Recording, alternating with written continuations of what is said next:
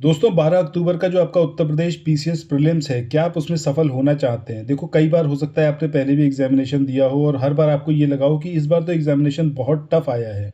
But exam देने के बाद जब आप घर पे आए होगे तो आपको लगा होगा कि नहीं यार, इसको करा जा सकता था।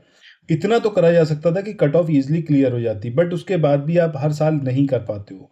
और कई सारे एस्पिरेंट ऐसे होंगे जो शायद पहली बार एग्जामिनेशन दे रहे होंगे और पहली बार में ही उनकी कोशिश ये रहेगी कि एग्जामिनेशन को क्लियर कर लिया जाए।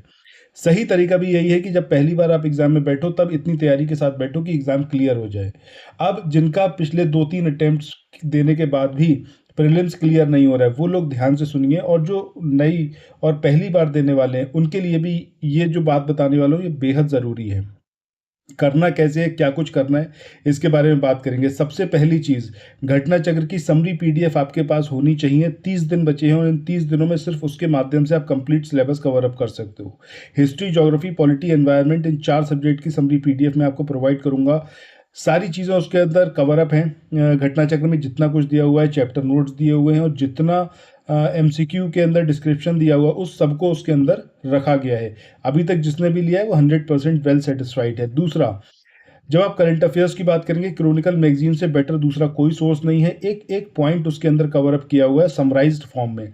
अगर आपके पास ये समरी पीडीएफ्स रहेंगे तो आप मल्टीपल टाइम्स रिवीजन कर सकते हैं अभी भी।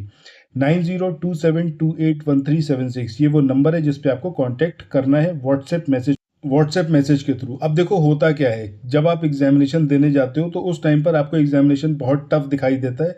आपको लगता है कि यार ये वाले क्वेश्चन पता नहीं कहाँ से आ गए, किस तरीके से पूछे गए हैं। बट ज़्यादातर क्वेश्चन 80 से 90% क्वेश्चन वही होते हैं जो प्रीवियस ईयर के टॉपिक्स से पूछे गए होते हैं। सो ज़रूरी क्या है कि आपको उन टॉपिक्स को गो थ्रू करना है, एक एक चीज़ को अच्छे से कंठस्थ करना है।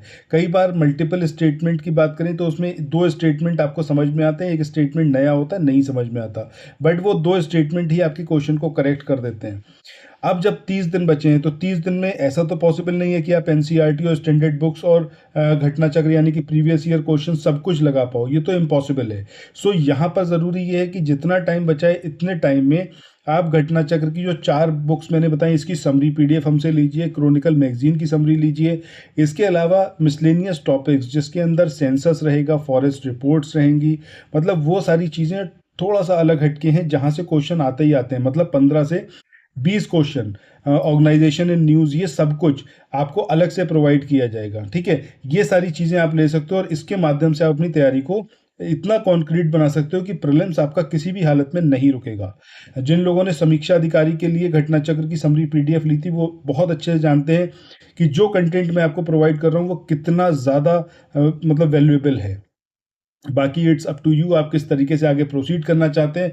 बट 30 दिन की जो एकदम कॉन्क्रीट स्ट्रेटजी है वो यही है कि समरी पीडीएफ को कई बार आप रिवाइज करिए। उसके बाद जो साइंस और इकोनॉमिक्स वाला पोर्शन बचेगा उसको आप ओरिजिनल बुक से पढ़ सकते हो, या फिर जो हमारी वीडियो सीरीज आएगी वीडियो सीरीज के माध्यम से आप कवर अप कर सकते हो। उससे मतलब आपका जो पूरा स्टैटिक सब्जेक्ट वाला पार्ट है, करंट अफेयर वाला पार्ट है, वो एकदम कॉन्क्रीट हो जाएगा।